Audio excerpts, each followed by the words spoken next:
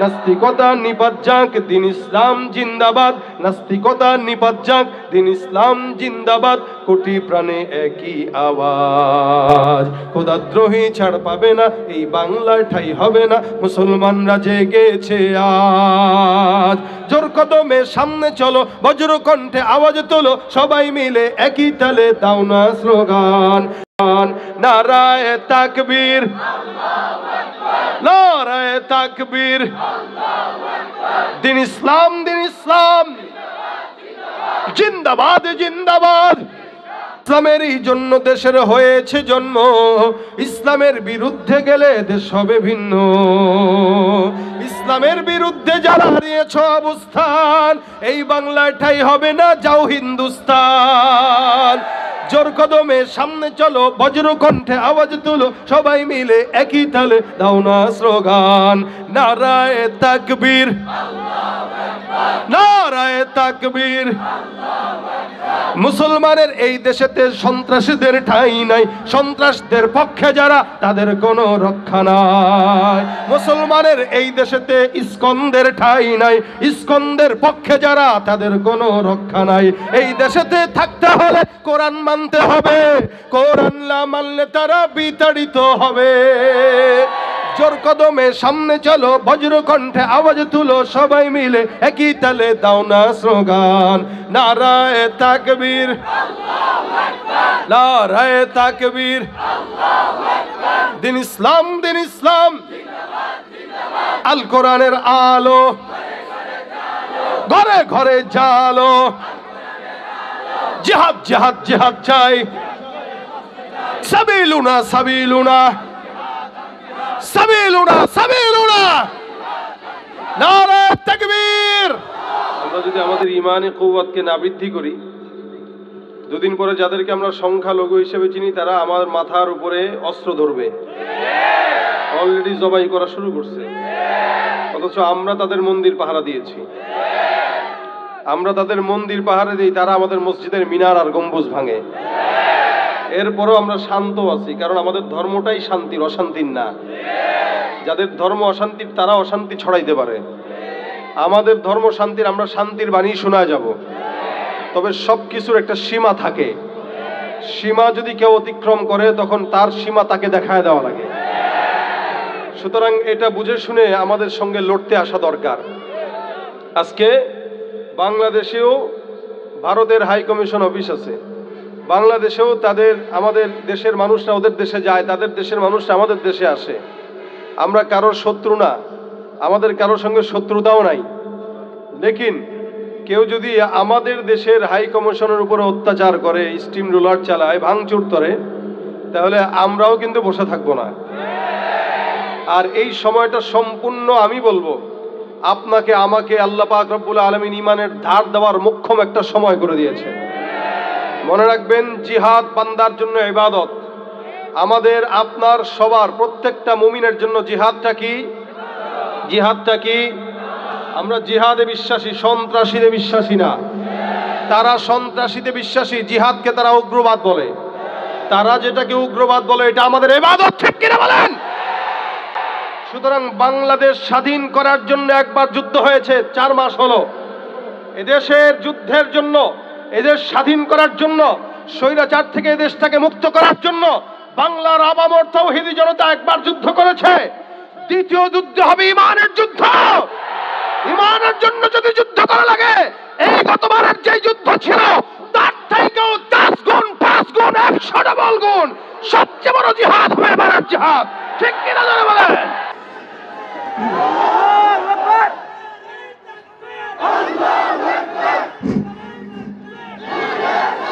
জিহাদ আমাদের ইবাদত, কি বলেন? জিহাদ আমাদের, জিহাদ আমাদের।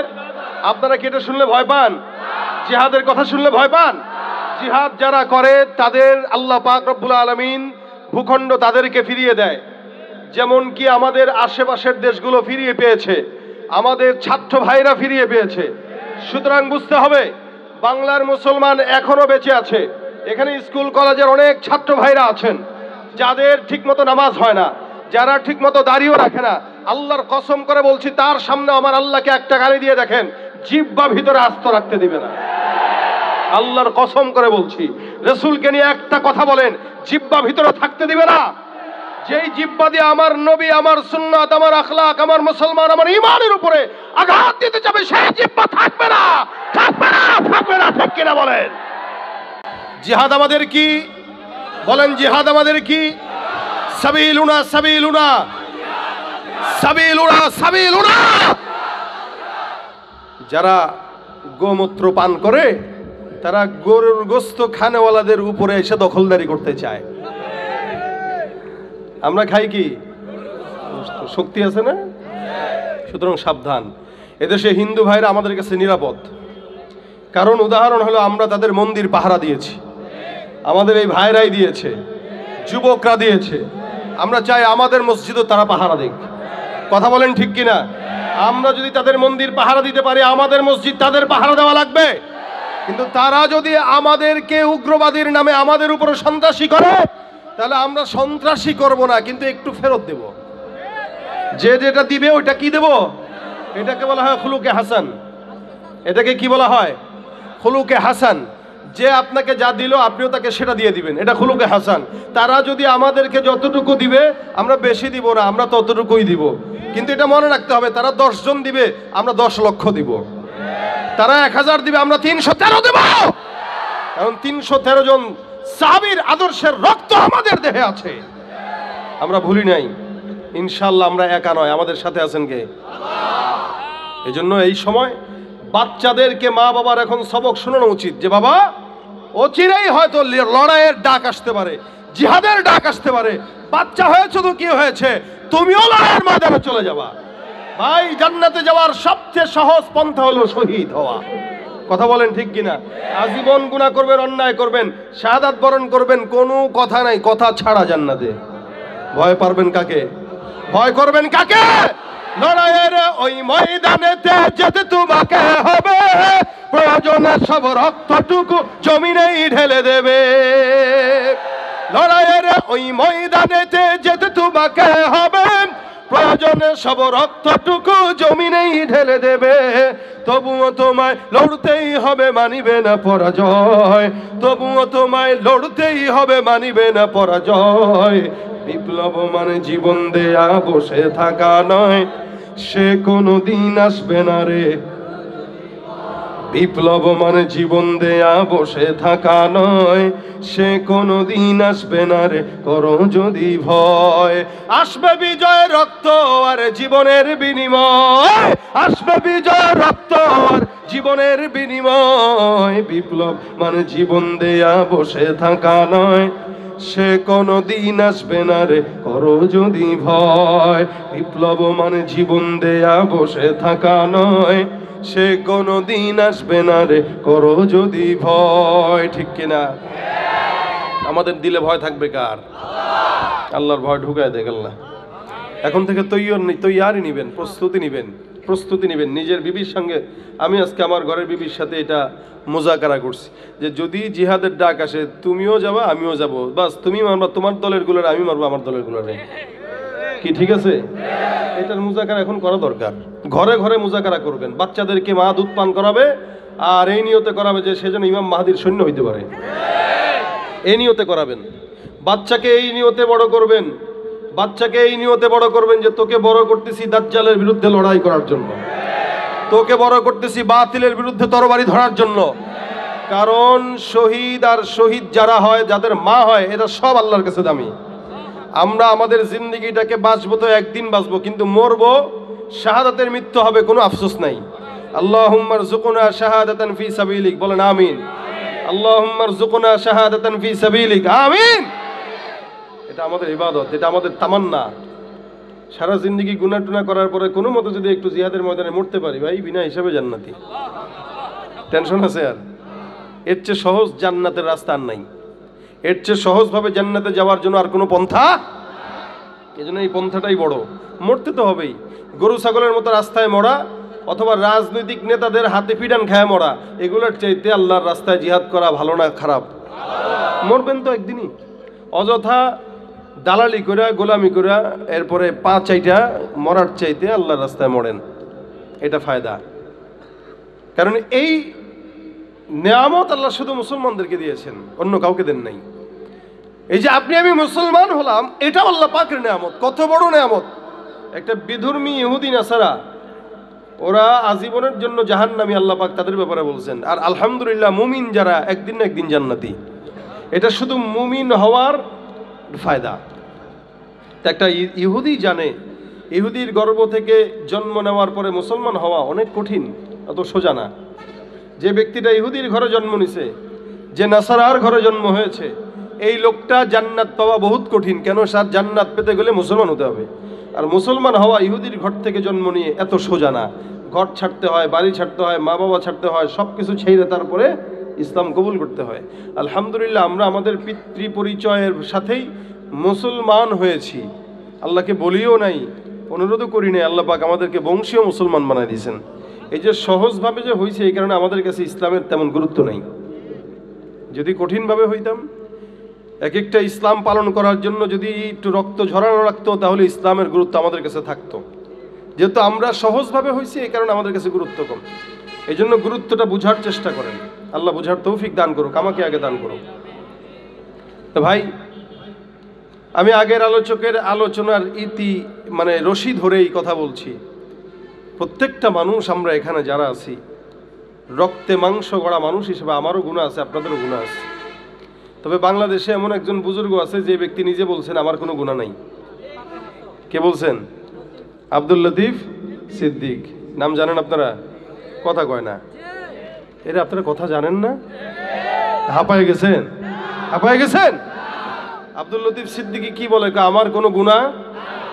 অনেক বড় বুজুর্গ, হ্যাঁ, দাড়ি রাখতে পারে না ঠিক মতো, আমার গুনাহ নাই। দুর্নীতি করে মানুষের টাকা চুরি করে বড় লোক হয়, এমপি হয় বিনা ভোটে, এরা কয় আমার গুনাহ নাই। কি ঠিক না? শয়তানও এদেরকে দেখলে লজ্জা পায় যে আল্লাহ, আমি কি শয়তান? ও আমার চেয়ে বড়টা, আমারও তার মুরিদ বানায় দাও। ভাইরা আমার, অথচ নবী রসুলরা ছাড়া কেউ নিষ্পাপ না। প্রত্যেকটা নবী রসুলেরা নিষ্পাপ, মাসুম। নবীদের পরে সাহাবা আজমাইন যারা ছিলেন, তাদেরকেও আল্লাহ পাক মাফের ঘোষণা করে দিয়েছেন। সুবহানাল্লাহ কয় না? এরা আপনাকে আমাকে মাফের ঘোষণা করছে? আপনার কাছে খুব সহজ মনে হইল এটা?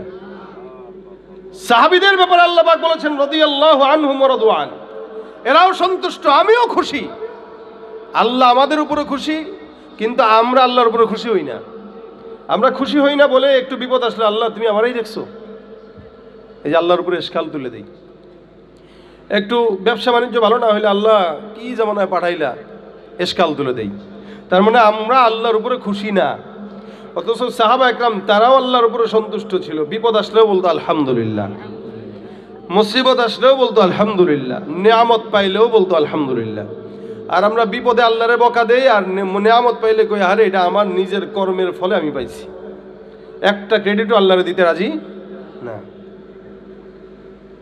সাহাবীদের উপরে রাসূল আল্লাহ পাক খুশি। এরপরে সাহাবা আজমাইনদের পরে যারা আসছেন, যারা তাদের সাহাবীদেরকে দেখেছেন, এদেরকে তাবেঈ বলা হয়। এই তাবেঈদেরকেও আল্লাহ রাসূল সাল্লাল্লাহু আলাইহি ওয়াসাল্লামের কথা অনুযায়ী আল্লাহ পাক মাফ করে দিবেন। কেন? বলে এরা আপনার মতো আমার মতো এই ফিতনার জামানা পায় নাই। আর আমি আপনি কতটুকু ফিতনার জামানা পেয়েছি আল্লাহ পাক বলেন এই কারণেই, অতীতে যারা চলে গেছে, যত মানুষ রাসূলের নিকটে, তত মানুষ জান্নাতের নিকটে। কথা বুঝছেন আমার? আমি কি পাগলদের সাথে কথা বলতেছি না কবরস্থানে? কথা বুঝেন আমার? মানুষ যত নবীর নিকটে, তত জান্নাতের, বলেন জান্নাতের কথাটা বুঝেন। আজ থেকে 100 বছর আগে যারা জন্মগ্রহণ করছে, আমার চাইতে 100 বছর হইলেও সে রসুলের নিকটে। আমি তার থেকে 100 বছর পিছনে আসার কারণে আমি রসুলের যুগ থেকে 100 বছর পিছিয়ে। আমার চেয়ে এই মুরব্বী রসুলের নিকটে বেশি, কেন উনি আমার আগে দুনিয়াতে আসছেন, আমি উনার পরে আসছি। শুধু তাই না, আজকের বাচ্চা আগামীকালের বাচ্চা থেকে একদিন হলেও রসুল সাল্লাল্লাহু আলাইহি ওয়াসাল্লামের নিকটে, এ কারণে সে আল্লাহর জান্নাতের নিকটে। আল্লাহ পাক বলেন والسابقون السابقون أولئك المقربون في جنات النعيم سلة من الأولين وقليل من الآخرين। অতীতে যতগুলো মানুষ চলে গেছে সব মানুষ কল্যাণকর, সব মানুষ জান্নাতের নিকটে। মানুষ যত সামনে সময় যায় মানুষ তত জাহান্নামের নিকটে যায়। উদাহরণস্বরূপ আজকে থেকে ৩০ বছর আগের বাংলাদেশের চিত্র এখনকার চিত্র আসমান আর জমিন পার্থক্য। এক সময় বাংলাদেশের মানুষ গ্রামগঞ্জে যখন আসতেন তাকায় দেখেন মা বোনদেরকে আমরা এক সময় যখন রাস্তাঘাটে দেখতাম, রাস্তা দিয়ে হেঁটে যায় কোনো পরপুরুষ যদি নজরের মধ্যে পড়ে গেছে, এমনও তো অবস্থা হয়েছে ঘন্নাটা অন্যটা সুন্দর করে মুখ পর্যন্ত ঢেকে দিয়ে একদম কোনো গাছের আড়ালে যায় লুকাইতো, নয়তো কোনো ঘরের আড়ালে যায় লুকাইতো। এরপরও কোনো পরপুরুষ যেন ওই বান্দাকে না দেখে, আল্লাহর বান্দিকে না দেখে। পর্দা এমন ভাবে করতো, কোনো পরপুরুষ দেখলে গাছের নিচে লুকাইতো, ঘরের আড়ালে লুকাইতো, পুকুর পাড়ে লুকায় যাইতো, টিনের আড়ালে লুকাইতো। এটা ছিল আমাদের মা আর খালাদের চিত্র। কিন্তু বর্তমান সময়ের মেয়েদের হালত যদি দেখেন, রাস্তাঘাটে হাঁটতে গেলে অধিকাংশ মেয়েরাই হালত এক, বাকি কিছু ভালো আছে না নাই? কিছু তো ভালো থাকে, এই সব জামানায় থাকে, কিন্তু অধিকাংশ মেয়েদের হালত যদি দেখেন, পরপুরুষ যদি তার সামনে পড়ে যায়, আল্লাহর বান্দি ওড়না দিবে তো দূরের কথা, যেটা বুকে থাকে ওইটারও সরায় দেয়। এই হলো হালত, আগের কালের হালত, এখনকার হালত। এক সময় আমাদের মা বাবারা সকালবেলা দেখতাম 2 বেলা কোরআন তেলাওয়াত করতো। ফজরের নামাজের পর সূরা ইয়াসিন, বিকেলে সূরা ওয়াকিয়া, এমনকি রাত্রেবেলা ঘুমানোর সময় সূরা মুলক তেলাওয়াত না করে কোনোদিন আমাদের মা বাবাদেরকে ঘুমাইতে দেখি নাই। আমি আমার বাবার কথা যদি বলি, এটা বলবো এখনো পর্যন্ত বলি, আমার বাবার 75-76 বছর বয়স হয়ে গেছে, এখনো পর্যন্ত ছোটবেলার থেকে বুঝ হওয়ার পর থেকে দেখতেছি আল্লাহর রহমতে কোনোদিন নামাজ কাজা হয় নাই। শুধু তাই না, দিনে 3 বেলা 4 বেলা আল্লাহর কালাম তেলাওয়াত করে। আমার স্পষ্ট মনে পড়ে ছোটবেলায় যখন ঘুম ভাঙতো, আমার বাবা আমার মায়ের জিকির আর কোরআন তেলাওয়াতের আওয়াজে ঘুম ভাঙতো। আর বর্তমান সময়ের বাচ্চাদের ঘুম ভাঙে মা বাবার মোবাইল, ফেসবুক আর ইউটিউবের আওয়াজে। এখনকার ছেলেরা ঘুম থেকে উঠে দেখে বাবাও মোবাইল চালায়, মাও মোবাইল চালায়। ঘুমের সময় সন্তানকে মোবাইল দিয়া ঘুম পাড়ায়, খাবারের সময় মোবাইল দিয়া ঘুম খাওয়ায়। যা কিছু হয় সব কিছু গুনাহের আসবাবের মধ্যেই হয়। এ মুসলমান, এই কারণে আগের জামানা এখনের জামানা পার্থক্য। আল্লাহ পাক বলেন, অতীতে মানুষগুলো যা চলে গেছে এরাই জান্নাতের নিকটে। যত মানুষ সামনের দিকে যাবে তত মানুষ জাহান্নামের নিকটে যাবে। এই কারণে ভাইয়েরা আমার, আগের কালের মানুষদেরকে গালি গালাজ না করে তাদের মতো ইমানদার হওয়া দরকার আছে না নাই? তারা ইমানদার ছিল, তারা জান্নাত বুঝছে, তারা ঈমান বুঝছে, তারা ইসলাম বুঝছে। আর আমরা বেশি বেশি জ্ঞান অর্জন করি, অনেক লক্ষ লক্ষ টাকা খরচ করে পড়ালেখা করি, কিন্তু যে যত বড় শিক্ষিত সে তত বড় শয়তান আর চোর। আমাদের দেশের অধিকাংশ শয়তান, অধিকাংশ চোরগুলোর দেখবেন ডিগ্রি অনেক বড় বড়, ওখান থেকে পাস, বিশাল বড় বড় ডিগ্রি অর্জন করে সমাজের বড় বড় মাথা দখল করে নেয়। কিন্তু সমাজের বড় বড় মাথা দখল করলেও এরাই সমাজের বড় বড় চোর হয়। যত শিক্ষা বাড়ে তত শয়তানও বাড়ে। এক সময় মানুষের শিক্ষা ছিল কম, মানুষ ছিল, অমানুষ ছিল না। আর বর্তমানে শিক্ষা বেশি, সব অমানুষ আর গরু ছাগলের মতো, ঠিক কিনা? এই জন্য আমার আল্লাহ বলেন, এদের হালত হইল লাহুম কুলুবুল লা ইয়াফকাহুনা বিহা ওয়া লাহুম আ'য়ুনুন লা ইবসিরুনা বিহা ওয়া লাহুম আযানুন লা ইয়াসমাউনা বিহা উলাইকা কাল আনআমি বাল হুম আদাল উলাইকা হুমুল গাফিলুন। এমন দল থাকবে যাদের অন্তর থাকবে তারা বুঝবে না। আল্লাহ পাক বলেন, লাহুম কুলুবুল লা ইয়াফকাহুনা বিহা, তাদের কলব আছে তারা বুঝে না। ওয়া লাহুম আ'য়ুনুন লা ইবসিরুনা বিহা, চক্ষু আছে দেখে না। দেখে ঠিকই হারামের দিকে দেখে, আল্লাহর কোরআনের দিকে দেখে না। কান আছে শুনে না, শুনে ঠিকই গান শুনে, কান দিয়া খারাপ জিনিস শুনে, বকাবাদ্য শুনে, গালিগালাজ শুনে, কিন্তু আল্লাহর কোরআন শুনে না। দিল আছে বুঝে না, অর্থাৎ আল্লাহর দিন বুঝে না, নামাজ বুঝতে চায় না, ইসলাম বুঝতে চায় না, কোরআন বুঝতে চায় না, সুন্নাত বুঝতে চায় না, বাকি যত খারাপ খারাপ জিনিস আছে সব ঠিকই বুঝে। এদেরকে আল্লাহ পাক রব্বুল আলামিন বলেন, লাহুম কুলুবুল লা ইয়াফকাহুনা বিহা, এদের অন্তর আছে এরা বুঝে না। ওয়া লাহুম আ'য়ুনুন লা ইবসিরুনা বিহা, চক্ষু আছে দেখে না। ওয়া লাহুম আযানুন লা ইয়াসমাউনা বিহা, কান আছে শুনে না। উলাইকা কাল আনআম, আল্লাহ পাক এদের পরিচয় দেয়া বলতেছেন এগুলা একটাও মানুষ নয়, এরা হলো হায়াওয়ান, শুয়োরের, জানোয়ারের মতো। কিসের মতো? হায়ওয়ান জানোয়ারের মতো। হায়ওয়ান জানোয়ারেরও চক্ষু আছে, দেখে না? ক্ষেতের মাঝখানে ছেড়ে দিবেন, আইল দিয়া বাদ দিয়া সোজা হাঁটবে আর ক্ষেত নষ্ট করবে। এদের চোখ আছে কিন্তু দেখে না, কানের সামনে 1000 বার যদি একটা কথা বলেন শুনাও শুনে না। আবার অন্তর আছে, বুঝারও চেষ্টা করে না। যে মানুষগুলার চোখ থাকতেও দেখে না, অন থাকতেও শুনে না, অন্তর থাকতেও বুঝে না, আল্লাহ পাক বলেন এগুলো সব গরু ছাগলের মতো। বলেন তো নামাজ ফরজ কি মানুষের জন্য না গরু ছাগলের জন্য? আমাদের সবার জন্য নামাজ ফরজ। এরপরেও কতগুলো মানুষ এখানে পাবেন যারা ফজর পড়ে নাই, আসর পড়ে নাই, মাগরিব পড়ে নাই, এশাও পড়ে নাই, কিন্তু মাহফিল শুনতেছে, ঠিক না? বয়ান ঠিকই শুনতেছে কিন্তু নামাজ পড়ে নাই। আল্লাহ বলেন নামাজটা ফরজ করলাম ইনসানের উপরে, মানুষের উপরে, অর্থাৎ মুসলমানের উপরে আমি আল্লাহ পাক নামাজ ফরজ করলাম। কিন্তু মানুষ হইছে, মুসলমান হইছে, নামাজ আদায় করে না। আমি আল্লাহ পাক মানুষের উপরে পর্দা ফরজ করলাম কিন্তু পর্দা করে না। আমি আল্লাহ পাক রব্বুল আলামিন দান সদকা দেওয়ার জন্য আদেশ করলাম, দান সদকা করে না। একটা কুকুরও নামাজ পড়ে না, গরুও নামাজ পড়ে না, হায়ওয়ানও নামাজ পড়ে না। যেই ব্যক্তিটা মুসলমান হওয়ার পরে নামাজ পড়ে না, আবার কুকুর হওয়ার কারণে নামাজ পড়ে না, আল্লাহ বলেন এর ভিতরে কুকুরের মধ্যে কোনো পার্থক্য নাই, এগুলা সব গরু ছাগলের মতো। উলাইকা কাল আনাম, এগুলা হায়ওয়ানের মতো, জানোয়ারের মতো। বালহুম আদাল, বরং তার চাইতেও খারাপ। একটা মানুষ কুকুরের চাইতে খারাপ কেমনে হয়? একটা মানুষ হায়ওয়ানের চাইতে খারাপ কেমনে হয়? একটা মানুষ ইনসান হওয়ার পরেও সমস্ত ওই কি বলে জঙ্গলার পশু প্রাণীর মতো খারাপ কেমনে হয়? তার চাইতেও নিকৃষ্ট কিভাবে হয়? দেখেন তো, এই এলাকায় বাজার আছে, বাজারের মধ্যে কোনো চান্দাবাজ কুকুর ঘুরে নাকি মানুষ ঘুরে? কে করে? আগেও চান্দাবাজি ছিল। আমাদের বাংলাদেশের জনগণ মিছিল, মিটিং, আন্দোলন করে যারা চান্দাবাজি করতে এই সমস্ত স্বৈরাচারীদেরকে বিদায় করছে, আলহামদুলিল্লাহ, ভালো। আচ্ছা বলেন এখনো আছে কিনা? একটু বেশি। কেন বেশি বললাম আমি? কারণ এখন হালত হয়ে গেছে এরকম, সব ক্ষুধার্তগুলো একসঙ্গে খাওয়ার জন্য লাগছে। সেদিন একজন বলতেছে হুজুর ব্যবসা, বা বাইদুল আকরামের এক দোকানদার, হুজুর ব্যবসায় বরকত হয়েছে। আমি আলহামদুলিল্লাহ, ভালো তো, তাহলে তো ব্যবসায় বরকত হলে তো মাশাআল্লাহ মাঝে মাঝে খাওয়াইবেন। বরকতটা কি শুনবেন না? কি কয়, আগে দিতাম 250 টাকা, এখন প্রত্যেক দিন চান্দা দিই 350 টাকা। এ বরকত হয়েছে। আগে দিত 250, এখন দেয় 350। এই জন্য আপনারা যে বলেন শান্তি দেশে আসবে, ও ভাই শান্তি অন্য কোনো দলে নাই ইসলাম ছাড়া। এটা আপনাকে মানতে হবে। কোরআন সুন্নাহ ছাড়া, শরীয়ত ছাড়া, হুকুমত ছাড়া, খেলাফত ছাড়া শান্তি দেশে আশা করা সম্ভব নয়, এটা লিখে রাখবেন।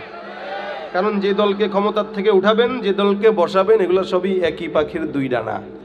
কথা বলেন ঠিক কিনা? কেউ দিল না সবাই নিল, আমরা যে কলুর বলদ, সারা বছর নেয় না খবর, নির্বাচনে খুব দরদ। কেউ দিল না সবাই নিল, আমরা যে কলুর বলদ, সারা বছর নেয় না খবর, নির্বাচনে খুব দরদ। নির্বাচনের আগে নেতায় ধরে কত রকম বেশ, নির্বাচনের আগে নেতায় ধরে কত রকম বেশ। দেখতে দেখতে গোল্লায় গেল আমার সোনার বাংলাদেশ, একে একে শেষ করেছি সবার দেখা হইল শেষ। দেখতে দেখতে গোল্লায় গেল আমার সোনার বাংলাদেশ।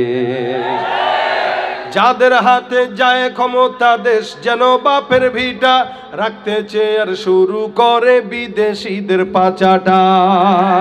যাদের হাতে যায় ক্ষমতা, দেশ যেন বাপের ভিটা, রাখতে চেয়ার শুরু করে বিদেশিদের পাচাটা।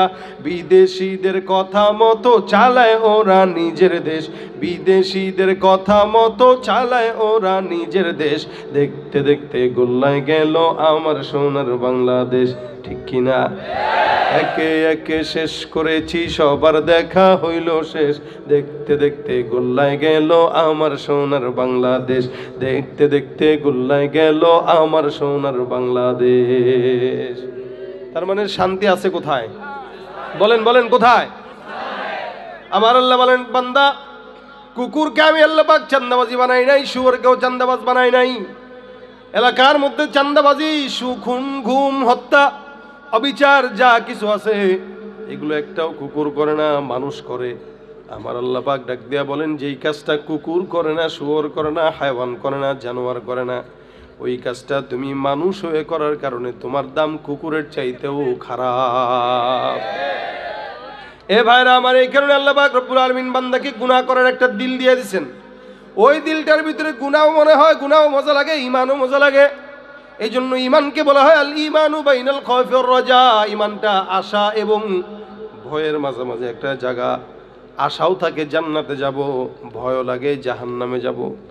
কিন্তু বান্দা কোন রাস্তায় জান্নাত, কোন রাস্তায় জাহান্নাম এটাও বলে দিয়েছেন। আল্লাহ পাক বলেন গুনাহ হয়ে যাবে, টেনশন নাই। ওয়া আনিস্তাগফিরু, ইস্তিগফার করো, আমি আল্লাহ পাক বান্দার সব গুনাহগুলোকে মাফ করে দিব। সুবহানাল্লাহ। ফাকুলতু ইস্তাগফিরু রাব্বাকুম ইন্নাহু কানা গফফারা। নবী আমার ডাক দিয়া বলেন, কোন ইমানদার বান্দা যদি একবার জবান খুলে পড়ে আস্তাগফিরুল্লাহ, আমার নবী বলেন আল্লাহ পাক সমুদ্রের ফেনা পরিমাণ গুনাহ যদি হয়, বান্দার সব গুনাহগুলো আল্লাহ পাক সাধারণ ক্ষমা ঘোষণা করে দেন। শুধু একবার পড়বে আস্তাগফিরুল্লাহ, একবার পড়বে আস্তাগফিরুল্লাহ, আর কিচ্ছু দরকার নেই। এমন আসামি যারা ছিল অন্যায় বিচারের আসামি, এদের হাজার হাজার গুনাহ থাকার পর আল্লাহ পাক রব্বুল আলামিন ক্ষমা করে দিয়েছেন। এমন একজন লোকের নাম হযরত ওয়াহশী রাদিয়াল্লাহু তাআলা আনহু, আল্লাহর নবীর সাহাবী, আল্লাহ পাক রব্বুল আলামিনের পয়গম্বরের অন্যতম সাহাবী, রাসূলের চাচা হামজাকে অত্যাচার করেছে, হত্যা করেছে। ওয়াহশী রাদিয়াল্লাহু তাআলা আনহুর মতো একজন লোক, যার ব্যাপারে নবী বলেছেন খবরদার তাকে যেখানেই পাও সেখানেই হত্যা করে দিবা। এই লোকের সঙ্গে কোনো বনামনির দরকার নাই। যতগুলো বেঈমানকে আল্লাহর নবী ধরার জন্য আদেশ দিলেন, হত্যা করার জন্য আদেশ দিলেন, এর মধ্যে ওয়াহশীটাও অন্যতম। ওয়াহশী রাদিয়াল্লাহু তাআলা আনহু রাসূলের চাচাকে হত্যা করার পর হঠাৎ করে একদিন কলবের মধ্যে আসলো, আয় হায় আল্লাহর কাছে ক্ষমা চাওয়া দরকার। যার কারণে ওয়াহশী রাদিয়াল্লাহু তাআলা আনহু রাসূলকে চিঠি লিখলেন, ইয়া রাসূলুল্লাহ, আপনার কাছে আমার অনুরোধ, আমি যদি ইসলাম কবুল করতে চাই, ইসলাম কবুল করতে পারবো কিনা? নবী আমার ডাক দেয়া বলতেছেন, অবশ্যই তুমি ইসলাম কবুল করবা, ইসলাম কবুল করতে কোনো বাধা নাই। ওয়াহশী ডাক দেয়া কয়, রাসূল, আল্লাহ পাক কোরআনের একটা আয়াতে, যে আয়াতের মধ্যে আল্লাহ পাক বর্ণনা করেছেন, ওই আয়াতটার মধ্যে আমি নিজের সমস্ত অন্যায়গুলো পাই। ওই আয়াতের কারণেই মুসলমান হওয়ার ইচ্ছা থাকলেও মুসলমান হতে পারি না। রাসূল বলেন কোন আয়াত? ওই ওয়াহশী চিঠি লিখে পয়গম্বরকে জানায় দিয়েছেন, ওয়াল্লাযীনা লা ইয়াদউনা মা'আল্লাহি ইলাহান আখার ওয়া লা ইয়াকতুলুনা আন-নাফসাল্লাতী হারামাল্লাহু ইল্লা বিল হক ওয়া লা ইয়াজনুন ওয়া মান ইয়াফআল যালিকা ইয়ালকা সামা। ওয়াহশী ডাক দিয়া আল্লাহ পাক বলছেন, যারা অপরাধী, যারা পাপাচার, এরা অন্যায়ভাবে হত্যা করে, আল্লাহকে আবার আল্লাহর সঙ্গে অন্য কাউরেও শরীক করে, আবার তারা জিনাও করে। এই তিনটা জিনিস আমার মধ্যে আছে। আমি হত্যা করেছি, আল্লাহর সঙ্গে শরীক করেছি, শুধু তাই নয় জিনাও করেছি। নবী, এই আয়াতটা দেখার পর আমার ইসলাম কবুল করতে ভয় লাগে যদি আল্লাহ ক্ষমা না করেন। আমার পয়গম্বর ডাক দিয়ে বলে, টেনশনের কারণ নাই, তোবার যেহেতু নিয়ত করলা, যত গুনাহ হোক না কেন আল্লাহ পাক তোমাকে ক্ষমা করার ঘোষণা দিয়ে দিয়েছেন। আল ইসলামু ইয়ানহাদিমু মা কানা ক্বাবলা। ইসলাম এমন একটা জিনিস যেটা কবুল করার মাধ্যমে বান্দার অতীতের সব গুনাহগুলো আল্লাহ মাফ করে দেন। হযরত ওয়াহশী রাদিয়াল্লাহু তাআলা ইসলাম কবুল করবেন, মনে মনে নিয়ত করছেন। আমার আল্লাহ পাক আসমান থেকে নবীকে ওহীর মাধ্যমে জানায় দেয়, ইয়া রাসূল, আমি আল্লাহ পাক রব্বুল আলামিন আয়াত নাজিল করে শুনাইলাম, আপনি আপনার সাহাবীকে শুনায় দেন, আপনার বন্ধুকে শুনায় দেন, যেই লোকটা ইসলাম কবুল করার জন্য চেষ্টা করছে তাকে শুনায় দেন। আল্লাহ নবী ডাক দিয়া আল্লাহ পাক রব্বুল আলামিন ওয়াহশীকে মুসলমান বানানোর জন্য একটা আয়াত নাজিল করে দিলেন। কি আয়াত? আমার আল্লাহ পাক বলেন, ইল্লা মান তাবা ওয়া আমানা ওয়া আমিলা আমালান সালিহা ফাউলাইকা ইউবাদদিলুল্লাহু সাইয়্যাতিহিম হাসানাত। কোনো ইমানদার বান্দা মুসলমান হওয়ার পর যদি নেক কাজ করে, আল্লাহ পাক বান্দার সমস্ত পিছনের গুনাহগুলোকে নেকের দ্বারা পরিবর্তন করে দিবে। এখন ওয়াহশী রাদিয়াল্লাহু তাআলা বলতেছেন, হুজুর, আল্লাহ পাক তো বলছেন ইল্লা, তবে, যে তবে যদি কেউ নেক কাজ করে, তবে যদি ঈমান আনার পরে নেক কাজ করে, আল্লাহ পাক তার সমস্ত গুনাহগুলোকে নেক দ্বারা পরিবর্তন করবেন। এখন আমি যদি নেক কাজ করতে না পারি তাহলে আমার কি দশা হবে? আমার আল্লাহ পাক রব্বুল আলামিন আবার জানায় দেন, হে রাসূল, যে ব্যক্তিটা সন্দেহ পোষণ করতেছে তাকে আবার জানায় দেন, ইন্নাল্লাহা লা ইয়াগফিরু আইয়ুশরাকা বিহি ওয়া ইয়াগফিরু মা দুনা যালিকা লিমান ইয়াশা। আল্লাহ পাক রব্বুল আলামিন শিরকের গুনাহ ক্ষমা করে না, এর বাহিরে যে যতই গুনাহ করুক না কেন আমার আল্লাহ পাক রব্বুল আলামিন বান্দার সব গুনাহগুলোকে আল্লাহ পাক যাকে চায় তাকেই ক্ষমা করে দেয়। এই যে লেখছেন যাকে চান তাকে ক্ষমা করেন, এতটুকু কথার জন্য হযরত ওয়াহশী রাদিয়াল্লাহু তাআলা আনহু রাসূলকে বলেন, হুজুর আল্লাহ পাক তো বলতেছেন যাকে চান তাকে ক্ষমা করেন, ইনশাআল্লাহ শিরক তো করব না, মুসলমান হব, কিন্তু যাকে চান তাকে ক্ষমা করেন শব্দের দ্বারা কিন্তু আল্লাহ পাক কিছুটা উজ্জ্বল রাখছেন। তার মানে আমাকে যদি আল্লাহ পছন্দ না করেন তাহলে তো আমারে ক্ষমা করবে না, তখন আমার দশা হবে কি? মানে সে যে মুসলমান হবে, সাচ্চা মুসলমান যে হবে, এটা সে ভালো করে আগে বুঝে নিচ্ছে যে হওয়ার পরে আমার যেন কোনো প্রতিবন্ধকতা না থাকে। নবী আমার আমাকে একটু বলে শোনায় দেন, যেহেতু আমাকে আল্লাহ পাক ক্ষমা করবে কি করবে না গ্যারান্টি নাই, আল্লাহ পাক বলছেন লিমান ইয়াশা, যাকে চায় তাকে ক্ষমা করবে। নবী আমি কি করব? আবার আল্লাহ পাক রব্বুল আলামিন ওয়াহশীকে মুসলমান বানানোর জন্য আবার 3 নম্বর আয়াত নাজিল করে দিয়েছেন। সুবহানাল্লাহ। কয়টা আয়াত? কয়টা? 3টা। এমন একটা কাফের, যেই কাফের নবীর চাচাকে হত্যা করলো, এমন একটা কাফেরকে মুসলমান বানানোর জন্য আমার আল্লাহ পাক রব্বুল আলামিন একটা নয়, 2টা নয়, 3টা আয়াত নাজিল করলেন। এবার 3 নম্বর আয়াতে আল্লাহ পাক ফাইনাল কথাটা জানায় দেয়, কুল ইয়া ইবাদিয়াল্লাযীনা আসরাফু আলা আনফুসিহিম লা তাকুনাতু মির রাহমাতিল্লাহ। হে পয়গম্বর, আপনি সব উম্মতকে জানায় দেন যারা তাদের অন্তরের উপরে যারা সন্তুষ্ট না, যেই ব্যক্তিটা তার গুনাহ নিয়ে পেরেশান, ওই ব্যক্তিকে জানায় দেন লা তাকুনাতু মির রাহমাতিল্লাহ, তোমরা এরকম বান্দারা আল্লাহর রহমত থেকে নিরাশ হয়ো না। মহাব্বত যখন আল্লাহ পাক রব্বুল আলামিন সৃষ্টি করেন, বানান মহাব্বত মানে প্যার, ভালোবাসা, মায়া, এটাকে আমার আল্লাহ পাক রব্বুল আলামিন যখন সৃষ্টি করেন এটাকে 100 ভাগে ভাগ করেন। কয়শো ভাগ? 100। 100 ভাগের 1 ভাগ মহাব্বত নিয়ে সারা দুনিয়া ছড়ায় দেয়। ইনসানের মধ্যেও ওই ভাগ, ফেরেশতার মধ্যেও ওই ভাগ, জিন্নাতের মধ্যেও ওই ভাগ, পশু পাখির মধ্যেও সেই একই ভাব। 1 ভাগ মহাব্বতটা নিয়ে আল্লাহ পাক রব্বুল আলামিন সারা দুনিয়ার মধ্যে ছড়ায় দেয়। বাকি থাকে কয় ভাগ? 99। আমার নবী সাল্লাল্লাহু আলাইহি ওয়াসাল্লাম বলেন, 1 ভাগ মহাব্বতটা পাওয়ার পর বাচ্চা তোমার সন্তান মায়ের প্রতি এত মায়া, 1 ভাগ মহাব্বত পাওয়ার পরে বাবা সন্তানের প্রতি এত মায়া, 1 ভাগ মহাব্বত পাওয়ার পরে ভাই বোনের প্রতি এত মায়া, 1 ভাগ মহাব্বত পাওয়ার পরে আত্মীয় স্বজন আত্মীয়র জন্য এত মায়া। আমার নবী ডাক দিয়া বলেন, উম্মত, বাকি 99 ভাগ মহাব্বত শুধুমাত্র আল্লাহ পাক রব্বুল আলামিন তোমার মতো গুনাহগার বান্দাকে ক্ষমা করার জন্য আল্লাহর দিলে রেখে দিয়েছেন। এত মহাব্বত যেই মালিক করেন, ওই মহাব্বতের মালিক ক্ষমা করবে কি করবে না? এই ওয়াহশী রাদিয়াল্লাহু তাআলা ডাক দিয়া বলেন, হুজুর এবার তো আমার পছন্দ হয়েছে, কারণ আল্লাহ পাক বলেছেন লা তাকুনাতু মির রাহমাতিল্লাহ, ইন্নাল্লাহা ইয়াগফিরুদ যুনুবা জামিআ ইন্নাহু হুয়াল গফুরুর রহিম। সারা দুনিয়ার বান্দাদেরকে আমি আল্লাহ পাক রব্বুল আলামিন জানাই দিলাম, কেউ যদি আমি আল্লাহ পাক রব্বুল আলামিনের কথা অমান্য করে গুনাহ হয়ে যায়, লা তাকুনাতু মির রাহমাতিল্লাহ, নিরাশ হয়ো না, কারণ আল্লাহ পাক বান্দার সব গুনাহগুলোকে ক্ষমা করে দিবেন। তার মতো ক্ষমাওয়ালা আর কোনো আল্লাহ নাই, ঠিক কিনা? আল্লাহ কয়জন? এরকম না যে আরো 2টা আছে, একটার কাছে মাফ না চাইলে না পাইলে আরেকজনের কাছে যাব।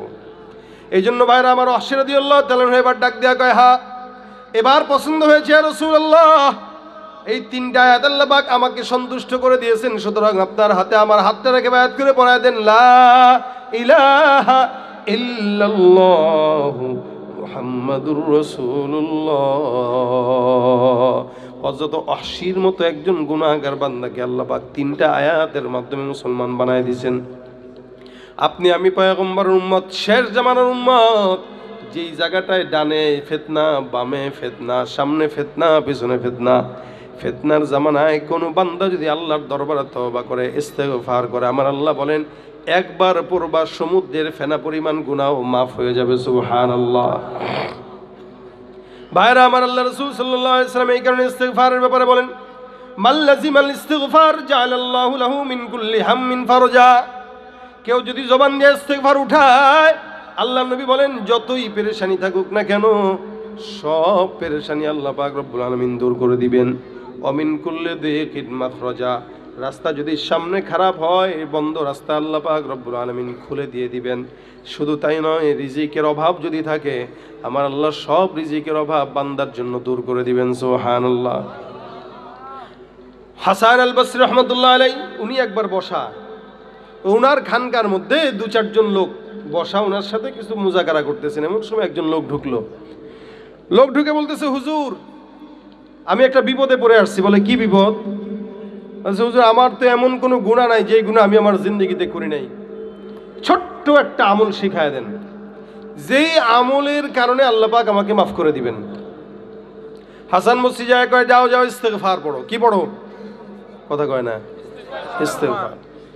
বললেন কি যে আমার গুনাহ আছে, সুদ ঘুষ মারামারি সন্ত্রাসী জেনা সব প্রকার গুনাহ। ছোট্ট আমল শিখায় দেন যে আমলের কারণে আল্লাহ জান্নাত দিবেন, মাফ করে দিবেন। হাসান বসরি বলেন যাও ইস্তিগফার পড়ো। তো ওনার পাশের লোকরা বসা, ওনারা আবার খেয়াল করতেছেন। আরেকজন লোক ঢুকলো, ঢুকে বলতেছে, হুজুর আমি যে এলাকায় থাকি বহু বছর যাবত এই এলাকায় বৃষ্টি হয় না, অনেক দিন। একটা আমল শিখায় দেন যে আমলের কারণে আল্লাহ পাক বৃষ্টি দিবেন একটু। হাসান বসরি রহমতুল্লাহ বলতেছেন, যাও তুমিও ইস্তিগফার করো। আমরা তো জানি গুনাহ হইলে ইস্তিগফার পড়া লাগে, কি বলেন ঠিক না? আমরা যখন অন্যায় করি, অবিচার করি, গুনাহ করি, তখন আমরা বলি আস্তাগফিরুল্লাহ আস্তাগফিরুল্লাহ। হাসান বসরি বলেন যাও তুমি ইস্তিগফার পড়ো। আবার আরেকটা লোক ঢুকছে, ঢুকে কয়, হুজুর আমার দোকান বাজারে আছে কিন্তু সম্পদ বিক্রি হয় না, বেচা কিনা নাই। পাশের দোকানে বেচা কিনা আছে, আমার দোকানে বেচা কিনা নাই, বা টাকা পয়সা নাই, বিবিরে খাওয়াইতে পারি না, সন্তানের চাহিদা পূরণ করতে পারি না। এমন একটা আমল শিখায় দেন যে আমলের কারণে আল্লাহ পাক সম্পদ দিবেন। হাসান বসরি রহমতুল্লাহ বলেন যাও তুমিও কি পড়ো? ইস্তিগফার পড়ো। আরেক লোক এসে ডাক দেয়, হুজুর আমার সন্তান নাই, বিয়ে করলাম এত বছর, এমন একটা আমল শিখায় দেন যে আমলের কারণে আল্লাহ পাক সন্তান দান করবেন। তার মানে বোঝা গেল সন্তান চাবেন কার কাছে? আমাদের দেশের কিছু বেয়াকল আছে, এরা সন্তান না হইলে বিপদের মধ্যে পড়লে সোজা চলে যায় খাজার দরবারে, ঠিক কিনা? পীরগিরি আর মাজার পূজা চলছে দেশটা জুড়িয়া, শিরকি আর ভণ্ডামিতে দেশটা গেছে ভরিয়া। পীরগিরি আর মাজার পূজা চলছে দেশটা জুড়িয়া, শিরকি আর ভণ্ডামিতে দেশটা গেছে ভরিয়া। গাজার কলকিটান মারিয়া, গাজার কলকিটান মারিয়া দেখায় খাজার শান, ওরা শিক্ষিত শয়তান। জোরে, ওরা শিক্ষিত শয়তান, ওরা শিক্ষিত শয়তান। দুর্নীতির ওই আখড়ায় বসে, দুর্নীতির ওই আখড়ায় বসে জাহির করে জ্ঞান, কলম দিয়ে কামায় টাকা ধরে সাধুর ভান। ওরা শিক্ষিত শয়তান, ওরা শিক্ষিত শয়তান, ওরা শিক্ষিত শয়তান। যেখানে যাই ভেজালেতে ভরে গেছে দেশটায়, ব্যবসায়ীরা ওরা তারাতি কালো টাকায় হাত রাঙায়। সবকিছুর দাম বাড়ছে না? আলুর দাম কত? আমরা ঢাকায় 85 থেকে 90 টাকা করে কিনি। সেদিন গত সপ্তাহে উত্তরবঙ্গে গেছি, ঠাকুরগা। তা জিজ্ঞাসা করলাম, ভাই আপনারা আলু বিক্রি করেন কত? আমরা বিক্রি করি 15 টাকা। কত? দেখেন কষ্ট করে যারা, এদের পকেটে টাকা নাই। ধান্দাবাজদের পকেটে টাকার অভাব নাই। মুরগি ডিম পারে, টাকা লাগে না? ফ্রি। কথা কন, ফ্রি।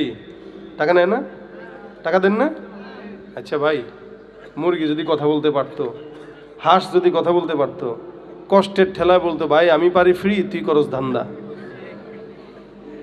আমরা তো ঢাকা শহরের মানুষ দেশি মুরগির ডিম পাই না। দোকানে কিনতে গেছে, সেদিন আমি আমার ড্রাইভারে পাঠালাম, দেশি মুরগির ডিম পাইলে কিনে নিয়ে আসো।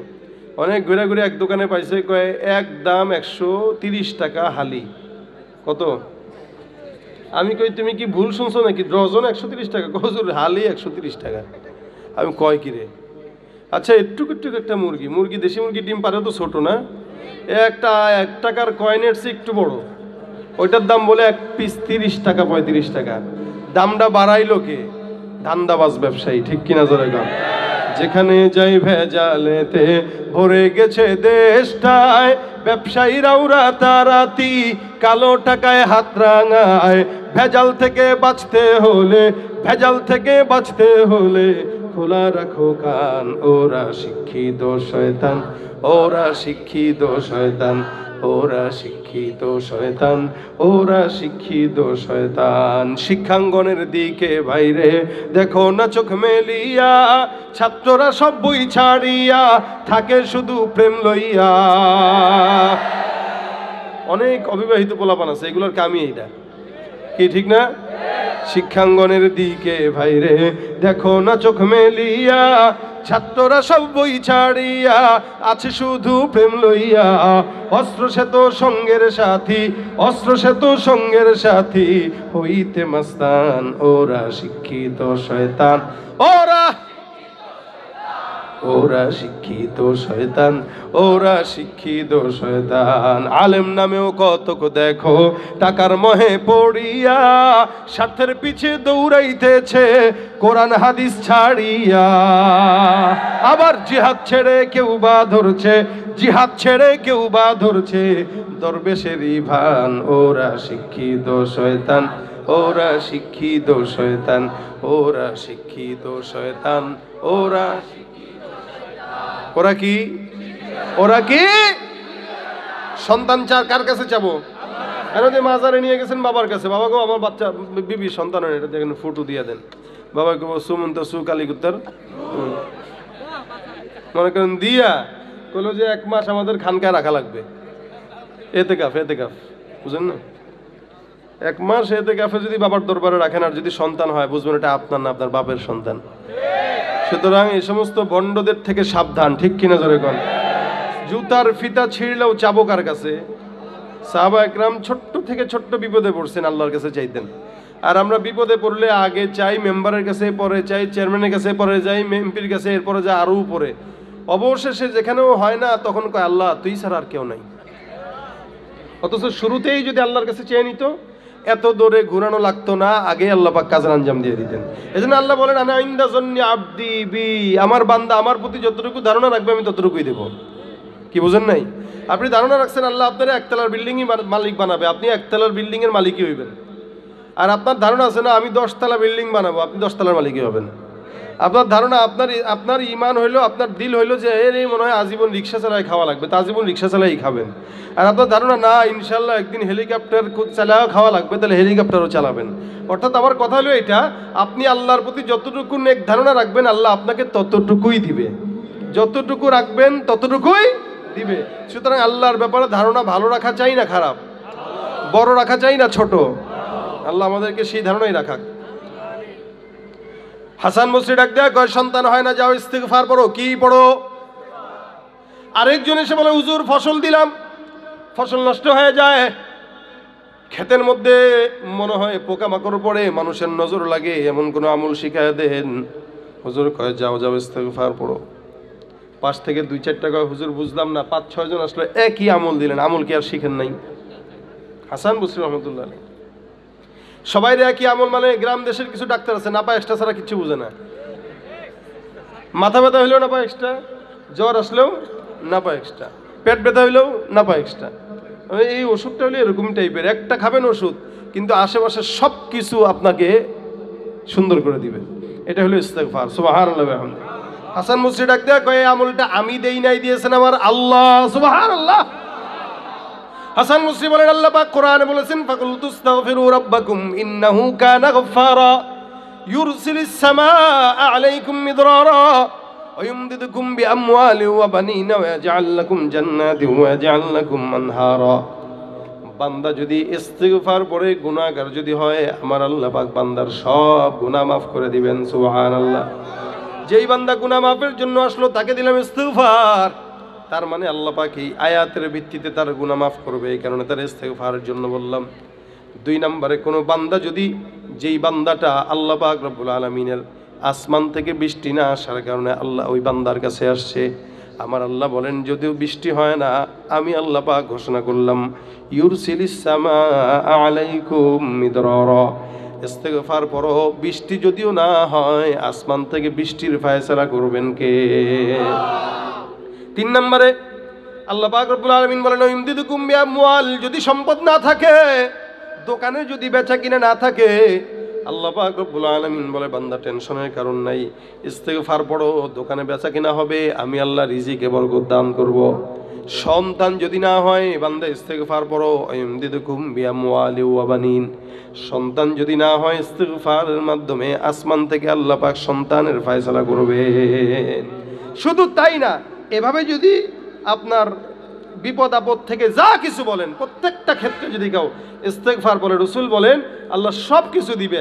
আল্লাহ পাক বলেন, ইউমাত্তিউকুম মাতাআন হাসানান ইলা আজালিম মুসাম্মা, মৃত্যু পর্যন্ত বান্দার জন্য যা কিছু কল্যাণ দরকার, সব কল্যাণ আমি দান করে দিব। সুবহানাল্লাহ কয় না? এই জন্য আমল কি? বলেন বলেন বলেন বলেন, ইস্তেগফার। যদি আমাদের দেশে কোন চক্রান্তকারীরা ঢুকে আমাদেরকে অত্যাচার করার জন্য, তখন আর নিরিবিলি থাকেন না, আল্লাহর হস্তে নারায়ে তাকবীর আল্লাহু আকবার ধ্বনি দিয়া জিহাদের ময়দানে ঝাঁপায় পড়েন। ঠিক আছে ইনশাআল্লাহ? নাস্তিকতা নিপাত যাক, দিন ইসলাম জিন্দাবাদ। নাস্তিকতা নিপাত যাক, দিন ইসলাম জিন্দাবাদ। কোটি প্রাণে একই আওয়াজ, খোদাদ্রোহী ছাড় পাবে না, এই বাংলার ঠাই হবে না, মুসলমানরা জেগেছে আজ। জোর কদমে সামনে চলো, বজ্র কণ্ঠে আওয়াজ তোলো, সবাই মিলে একই তালে দাও না স্লোগান, নারায়ে তাকবীর, নারায়ে তাকবীর। দিন ইসলাম, দিন ইসলাম জিন্দাবাদ, জিন্দাবাদ। ইসলামেরই জন্য দেশের হয়েছে জন্ম, ইসলামের বিরুদ্ধে গেলে দেশ হবে ভিন্ন। ইসলামের বিরুদ্ধে যারা হারিয়েছ অবস্থান, এই বাংলার ঠাই হবে না, যাও হিন্দুস্তান। জোর কদমে সামনে চলো, বজ্র কণ্ঠে আওয়াজ তুলো, সবাই মিলে একই তালে দাও না স্লোগান, নারায়ে তাকবীর, নারায়ে তাকবীর। মুসলমানের এই দেশেতে সন্ত্রাসীদের ঠাঁই নাই, সন্ত্রাসদের পক্ষে যারা তাদের কোনো রক্ষা নাই। মুসলমানের এই দেশেতে ইস্কনদের ঠাঁই নাই, ইস্কনদের পক্ষে যারা তাদের কোনো রক্ষা নাই। এই দেশেতে থাকতে হলে কোরআন মানতে হবে, কোরআন না মানলে তারা বিতাড়িত হবে। জোর কদমে সামনে চলো, বজ্র কণ্ঠে আওয়াজ তুলো, সবাই মিলে একই তালে দাও না স্লোগান, নারায়ে তাকবীর, নারায়ে তাকবীর। দিন ইসলাম, দিন ইসলাম, আল কোরআনের আলো ঘরে ঘরে জালো, জিহাদ জিহাদ জিহাদ চাই, সাবিলুনা সাবিলুনা, সাবিলুনা সাবিলুনা, নারায়ে